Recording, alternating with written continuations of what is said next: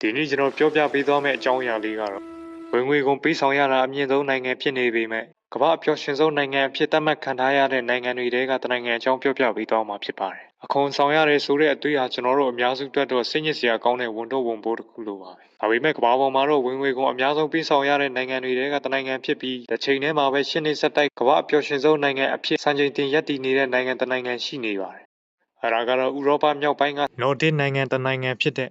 Finland နိုင်ငံပဲဖြစ်ပါတယ် And I think that's the secret to the fact that Finland has the best educational system in the world, and how they're actually also one of the happiest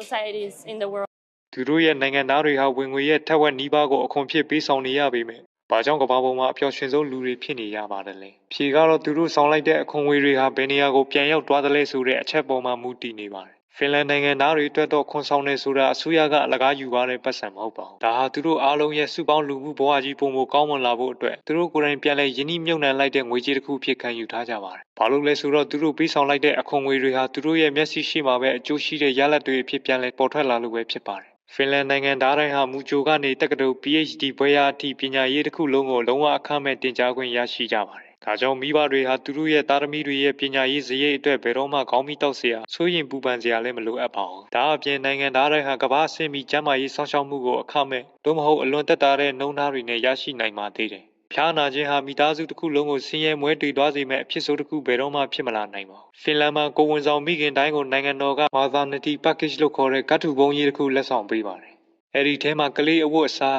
အနီးတကိုယ်ရည်သုံးပစ္စည်းတွေအပြင်အဲ့ဒီပုံးလေးကိုကလေးရဲ့ပထမဆုံးအိယာလေးဖြစ်အောင်အသုံးပြုလို့ရပါသေးတယ်။ဒါဟာဖင်လန်ကကလေးတိုင်းဘဝအစမှာတန်းတူညီမျှမှုရှိရမယ်ဆိုတဲ့သင်္ကေတတစ်ခုပဲဖြစ်ပါတယ်။မြင့်မားတဲ့အခွန်ငွေတွေရဲ့အပြန်လည်အနေနဲ့သူတို့ဟာအချိန်ကိုပြန်ရလိုက်ပါတယ်။ဖင်လန်နိုင်ငံသားတွေဟာတနေ့မှနွေရာသီအားလိုက်ရက်၄ဘတ်အပါအဝင်ရက်ရှည်ပိတ်ရက်တွေကိုခန်းစားခွင့်ရှိကြပြီးမိသားစုနဲ့အချိန်ဖြုံးဖို့အခွင့်အရေးအပြည့်အဝရရှိကြပါတယ်။ဒီစနစ်ကြီးတစ်ခုလုံးအောင်မြင်စွာလည်ပတ်နိုင်နေတဲ့အဓိကတော့ချက်ကတော့ပြန်လည်ယုံကြည်မှုပဲဖြစ်ပါတယ်။ဖင်လန်ပြည်သူတွေဟာသူတို့ပေးဆောင်လိုက်တဲ့အခွန်ငွေတွေကိုအစိုးရကအကျင့်ပြတ်ချစားမှုမရှိဘဲနိုင်ငံအတွက်အမှန်တကယ်အကျိုးရှိအောင်ပြန်လည်အသုံးပြုလိမ့်မယ်လို့ယာနှုံးပြည့်ယုံကြည်ကြပါတယ်။အစိုးရအနေနဲ့ကလည်းနိုင်ငံသားတွေဟာသူတို့ရဲ့အခွန်ကိုရိုးရိုးသားသားပေးဆောင်ကြလိမ့်မယ်လို့ယုံကြည်ကြပါတယ်။ဖင်လန်နိုင်ငံသားတွေအတွက်တော့ပျော်ရွှင်မှုဆိုတာကိုယ်ပိုင်ငွေကြေးချမ်းသာကြွယ်ဝမှုတစ်ခုတည်းအပေါ်မှာပဲမူတည်နေတာမဟုတ်ဘူးဆိုတာကိုတက်တည်ပြနေပါတယ်။သူတို့အတွက်တော့ပျော်ရွှင်မှုဆိုတာဘဝရဲ့အခြေခံလိုအပ်ချက်တွေအတွက်ဘယ်တော့မှစိုးရင်ပူပန်စရာမလိုတဲ့လုံခြုံစိတ်ချမှုလူဖွဲ့စည်းတွေကဘယ်သူတဦးတယောက်ကိုမှခြံထားခဲ့မှာမဟုတ်ဘူးဆိုတဲ့ယုံကြည်မှု